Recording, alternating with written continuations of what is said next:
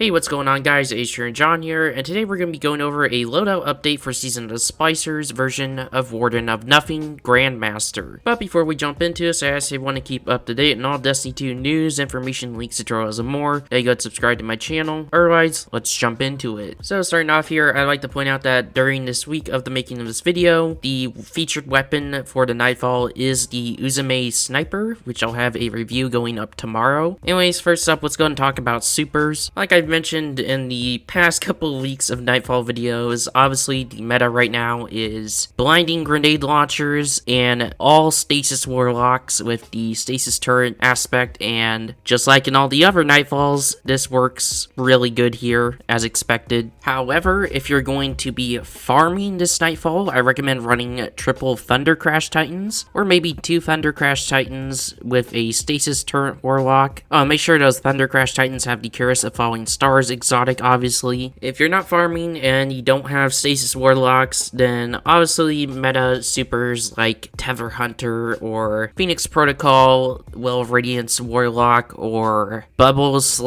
/ Sentinel Shield Titans. You know, just sort of meta stuff like always. This isn't a insanely difficult one. However, I wouldn't recommend just running whatever supers you want. Next up, let's talk about weapons. There's going to be every single champion, that being Barrier, Overload, and Unstoppable. And then for shields, there's going to be a couple of Void shields, but other than that, there's nothing else really. With that being said, I recommend that one person runs Grenade Launcher, Hand Cannon, and Anarchy. Another person runs Grenade Launcher, Scout Rifle, Anarchy, and then the third person runs double primary, that being a Scout Rifle and a Hand Cannon, as well as Anarchy. And just make sure that the bare minimum, at least one of you has a Void weapon. When it comes to armor mods, make sure you run your proper ammo finders, in this case it being grenade launcher ammo finders. And unless you're the person running double primary, make sure that you're running unstoppable grenade launcher, as well as either overload hand cannon or anti-barrier scout rifle, depending on which weapon you're using. If you're using both, then obviously run both anti-barrier and overload. With this being more of a medium difficulty strike, I don't think it's 100% necessary to run any sort of build. However, if you need to run a build, I always recommend running a very simplistic protective light build, which I'll have a video linked in the description down below. And at the end of that video is where I go over the build that I use. Normally at the end of these Grandmaster videos, I go over and break down the different sections of the Grandmaster and how to do them. However, since I've already made a video on this one, I'll have that original video linked in the description down below in case you need that. Anyways, this was Ace Trainer John, and I'll see you tomorrow with a review on the Uzume Sniper. So if you're not subscribed, go ahead and subscribe for that. If you found this helpful, go ahead and leave a like, and I'll see you in the next one. Peace.